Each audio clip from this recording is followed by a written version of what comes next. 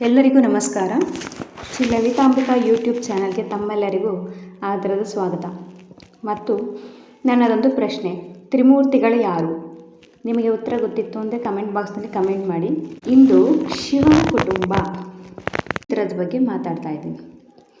ನಮ್ಮ ಹಿಂದೂ ಧರ್ಮದಲ್ಲಿ ಒಂದು ಒಳ್ಳೆಯ ಮಾರ್ಗದರ್ಶನ ಇದೆ.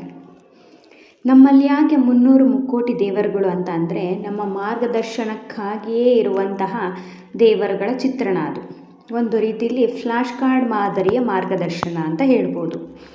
ಶಿವನ ಕುಟುಂಬ ಎಂದ ತಕ್ಷಣ ನಮ್ಮ ಕಣ್ಮುಂದೆ ಬರೋದು ಶಿವ, ಪಾರ್ವತಿ, ಗಣೇಶ, ಸುಬ್ರಹ್ಮಣ್ಯ, ಇಲಿ, ಹಾವು, ನವಿಲು, ನಂದಿ, ಸಿಂಹ, ಗಂಗೆ. ಹೀಗೆ ಎಲ್ಲವೂ ಒಂದೇ ಚಿತ್ರದಲ್ಲಿ ಕಾಣಕ್ಕೆ ಸಿಗುತ್ತೆ.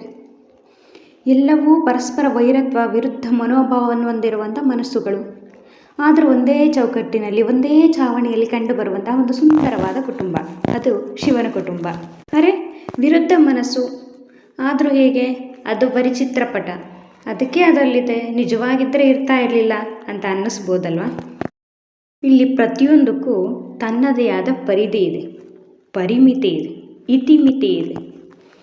ಎಲ್ಲವೂ ತನ್ನದೇ ಆದಂಥ ಚೌಕಟ್ಟಿನಲ್ಲಿ, ಪರಿಧಿಯಲ್ಲಿ, ಇತಿಮಿತಿಯಲ್ಲಿ ಇರೋದೇ ಈ ಚಿತ್ರದ ಗುಟ್ಟು. ಅದಕ್ಕಾಗಿಯೇ ಅದು ಕುಟುಂಬ ಒಡೆದಿಲ್ಲ.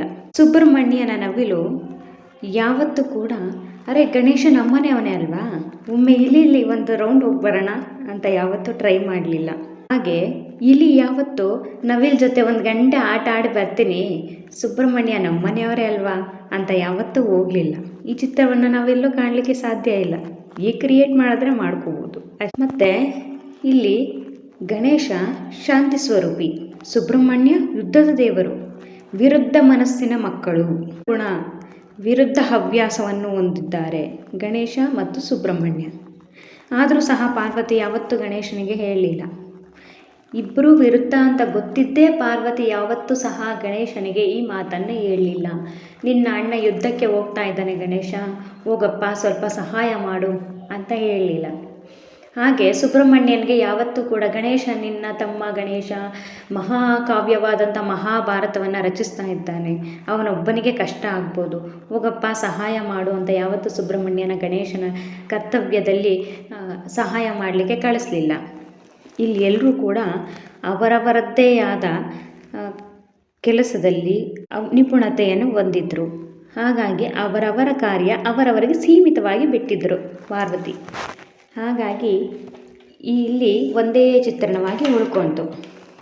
ಇನ್ನು ಮತ್ತೊಂದು ವರ್ಗದ ಜನರು ಹೀಗೆ ಕೇಳ್ಬೋದು ಪ್ರಶ್ನೆನ, ಏನು ಮೇಡಮ್ ನೀವು ಇಲ್ಲಿ ಗಣೇಶ ಸುಬ್ರಹ್ಮಣ್ಯ ಮದುವೆ ಆಗಿಲ್ಲ, ಇಲ್ಲಿ ಗಣೇಶನ ಹೆಂಡತಿ ಇಲ್ಲ, ಸುಬ್ರಹ್ಮಣ್ಯನ ಹೆಂಡತಿ ಈ ಚಿತ್ರದಲ್ಲಿ ಇಲ್ಲ, ಅವರಿಬ್ಬರು ಹೆಂಡತಿ ಏನಾದರೂ ಇದ್ದಿದ್ರೆ ಈ ಒಂದು ಚಿತ್ರ 3 ಚಿತ್ರ ಆಗಿ 3 ಆಲ್ಬಮ್ ಆಗಿರೋದು ಮೇಡಮ್ ಅಂತ ಕೇಳ್ಬೋದು. ಹಾಗಾದರೆ ಈ ರೀತಿಲಿ ಒಮ್ಮೆ ಯೋಚನೆ ಮಾಡೋಣ. ಪಾರ್ವತಿ, ಶಿವ, ಅವರಿಬ್ಬರ ಮಕ್ಕಳು ಗಣೇಶ, ಸುಬ್ರಹ್ಮಣ್ಯ. ಗಣೇಶನ ವಾಹನ ಇಲಿ, ಸುಬ್ರಹ್ಮಣ್ಯನ ವಾಹನ ನವಿಲು. ಗಣೇಶನಿಗೆ ಹೇಳ್ಬೋದಿತ್ತು, ಅಪ್ಪ ನಿನ್ನಪ್ಪನ ಕತ್ತಲ್ಲಿ ಹಾವಿದೆ ಕಣೋ, ನೀನು ಇಲಿನ ಯಾಕೋ ವಾಹನ ಮಾಡ್ಕೊತಾ ಇದೆಯಾ, ಮನೇಲಿ ಜಗಳ ಆಗುತ್ತಪ್ಪ, ನೀನು ವಾಹನ ಮಾಡ್ಕೊಂಡಿರೋ ಇಲಿಗೂ ನಿನ್ನಪ್ಪನ ಕತ್ತಲ್ಲಿರೋ ಹಾವಿಗೂ ವೈರತ್ವ ಒಂದಕ್ಕೊಂದು ಆಗಲ್ಲ ಮರಾಯ ಅಂತ ಹೇಳ್ಬೋದಿತ್ತು. ಹೇಳಲಿಲ್ಲ. ಯಾಕೆ? ಆದರೂ ಇಲ್ಲಿ ಗಣೇಶ ಇಲಿಯನ್ನೇ ತನ್ನ ವಾಹನವಾಗಿ ಇಟ್ಕೊಂಡಿದ್ರು. ಕಾರಣ ಇಷ್ಟೇ, ಗಣೇಶ ಭಾರ ಅನ್ನೋದು ನೋಡಿದ್ರೇ ಗೊತ್ತಾಗತ್ತೆ, ಎತ್ತಿ ನೋಡಬೇಕಂತ ಏನಿಲ್ಲ. ಆದರೂ ಕೂಡ ಇಲ್ಲಿ ಗಣೇಶ ಭಾರ ಆದರೂ ಪರವಾಗಿಲ್ಲ, ನಾನು ಜೀವನದ ಉದ್ದಕ್ಕೂ ಜೀವನದ ಆದಿಯಲ್ಲಿ ಗಣೇಶನೊಟ್ಟಿಗೆ ಸಾಕ್ತೀನಿ ಅನ್ನೋ ಮನೋಭಾವನೆ ಇಲಿಲಿತ್ತು, ಮನೋಬಲ ಇಲಿಲಿತ್ತು. ಹಾಗೆ ಗಣೇಶನಿಗೆ ಈ ಇಲಿ ತುಂಬ ಪುಟ್ಟ ಪ್ರಾಣಿಯಾದರೂ ಪರವಾಗಿಲ್ಲ, ನನ್ನನ್ನು ಒತ್ತು ತಿರುಗುತ್ತೆ ಅನ್ನೋ ನಂಬಿಕೆ ಗಣೇಶನಲ್ಲಿತ್ತು. ಇಲ್ಲಿ ಮನೋಬಲ ಇದೆ, ಅಲ್ಲಿ ನಂಬಿಕೆ ಇದೆ. ಅವರಿಬ್ಬರ ಮನಸ್ಸು ಹೊಂದ್ಕೊಂಡ ಮೇಲೆ ಅವರಿಬ್ಬರ ಜೊತೆಯಲ್ಲಿ ಇರ್ಬೋದಲ್ಲ.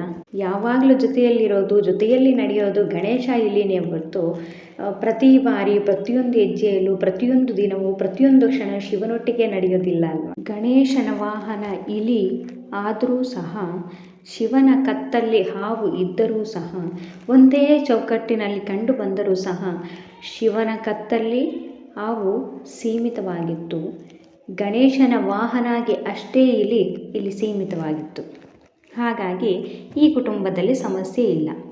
ಇನ್ನು ಸುಬ್ರಹ್ಮಣ್ಯನ ನವಿಲು. ಪಾರ್ವತಿ ಹೇಳ್ಬೋದಿತ್ತು, ನೋಡೋ ಅಬ್ಬಬ್ಬಬ್ಬಬ್ಬ ನೋಡಪ್ಪ ಕುಣ್ಕೊಂಡು ಬರ್ತಾಳೆ, ಅಬ್ಬಬ್ಬ ಏನು ನೃತ್ಯ, ಏನು ಯಾರ ಹತ್ರನೂ ಇಲ್ಲ ಗರಿ ಅನ್ನೋ ಹಾಗೆ ನುಲಿತಾಳೆ ಅಂತ ಯಾವತ್ತೂ ಪಾರ್ವತಿ ಯಾರ ಹತ್ರನೂ ಹೇಳಲಿಲ್ಲ. ಯಾಕಂದರೆ ಪಾರ್ವತಿಗೆ ಗೊತ್ತಿತ್ತು ಕುಣಿಯೋದು ನಲಿಯೋದು ಗರಿ ನಲಿಯ ಒಂದು ಸ್ವಭಾವ.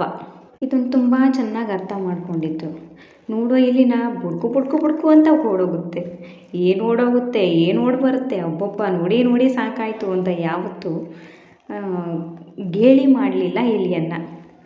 ಗಣೇಶ ಸುಬ್ರಹ್ಮಣ್ಯನ ಬಗ್ಗೆ ಆಗಲಿ ಅಥವಾ ಸುಬ್ರಹ್ಮಣ್ಯನ ಬಳಿಯಲ್ಲಿರುವ ನವಿಲಿನ ಬಗ್ಗೆ ಆಗಲಿ ಎಲ್ಲೂ ಯಾರ ಬಳಿಯಲ್ಲೂ ಮಾತಾಡಲಿಲ್ಲ. ಅದಕ್ಕೆ ಯಾವತ್ತೂ ಈ ಕುಟುಂಬ ಹೊಡಿಲಿಲ್ಲ. 80% ಮನೆ ಬೇರೆ ಬೇರೆ ಆಗುವುದೇ ಈ ಕಾರಣಕ್ಕೆ. ಒಬ್ಬರು ಮತ್ತೊಬ್ಬರ ಹವ್ಯಾಸನ, ಒಬ್ಬರು ಮತ್ತೊಬ್ಬರ ಸ್ವಭಾವವನ್ನು, ಒಬ್ಬರು ಮತ್ತೊಬ್ಬರ ಕೆಲಸವನ್ನು ಹಳೆದು ತೂಗಲಿಕ್ಕೆ ಹೋಗ್ತಾರೆ, ಮಾತನಾಡೋದಕ್ಕೆ ಹೋಗ್ತಾರೆ. ಹಾಗೆ ಮಾಡಬಾರ್ದು. ಇದೇ ಪ್ರಮುಖ ಕಾರಣ. ಒಬ್ಬರು ಮತ್ತೊಬ್ಬರ ಸ್ವಭಾವವನ್ನು ನೋಡಿ ಹೊಂದಿಕೊಂಡು ಹೋಗ್ಲಿಕ್ಕಾಗಬೇಕು. ಇಷ್ಟೇ ಕುಟುಂಬದ ಗುಟ್ಟು. ಅದಕ್ಕೆ ಸದಾಶಿವ ಸದಾ ಧ್ಯಾನಸ್ಥ. ತಪ್ಪು ಮಾಡ್ತಾ ಇದ್ದಾರಾ, ಮಾಡಲಿ. ತಪ್ಪು ಮಾಡಿದವರೇ ಬೀಳೋರು. ಬಿದ್ದ ಮೇಲೆ ಪೆಟ್ಟಾಗೇ ಆಗತ್ತೆ. ಪೆಟ್ಟು ನೋವು ಕೊಟ್ಟೇ ಕೊಡುತ್ತೆ. ನೋವಿಂದ ಪಾಠ ಕಲೀಲೇಬೇಕು. ಹಾಗಾಗಿ ಅವರವರ ಕೆಲಸ, ಅವರವರ ಪ್ರವೃತ್ತಿ, ಅವರವರ ಸ್ವಭಾವ, ಅವರವರ ಕಾರ್ಯಕ್ಷಮತೆ ಅವರವರ ಮನಸ್ಸಿಗೆ ಬಿಟ್ಟಿದ್ದು. ಇಲ್ಲಿ ಮುಖ್ಯವಾಗಿರೋದು ಲಿಮಿಟ್, ಅಂತರ, ಪರಿಮಿತಿ ಕುಟುಂಬದಲ್ಲಿ ಬಹಳ ಮುಖ್ಯ. ಹೀಗಾಗಿನೇ ಈಗಾಗಲೇ 10 8 ಆಗಿದೆ, 8 4 ಆಗಿದೆ. ಇನ್ನು 4ರಲ್ಲಿ ಕಮ್ಮಿ ಆಗಬಾರ್ದು ಅಂತ ಏನಾದರೂ ಇದ್ದರೆ ಶಿವನ ಕುಟುಂಬಿಕ ಚಿತ್ರವನ್ನು ಮನೆಗೆ ತರೋಣ, ಪೂಜೆ ಮಾಡೋಣ. ಪ್ರತಿದಿನ ಆ ಚಿತ್ರವನ್ನು ಅನುಸರಿಸಿ ಶಿವ ಪಾರ್ವತಿಯ ಅನುಗ್ರಹಕ್ಕೆ ಪಾತ್ರರಾಗೋಣ. ಧನ್ಯವಾದಗಳು. ವಿಡಿಯೋ ಇಷ್ಟವಾದಲ್ಲಿ ಲೈಕ್ ಮಾಡಿ, ಸಬ್ಸ್ಕ್ರೈಬ್ ಮಾಡೋದನ್ನು ದಯವಿಟ್ಟು ಮರಿಬೇಡಿ. ನಮಃ ಪಾರ್ವತಿ ಪತಯೇ ಹರ ಹರ ಮಹದೇವ.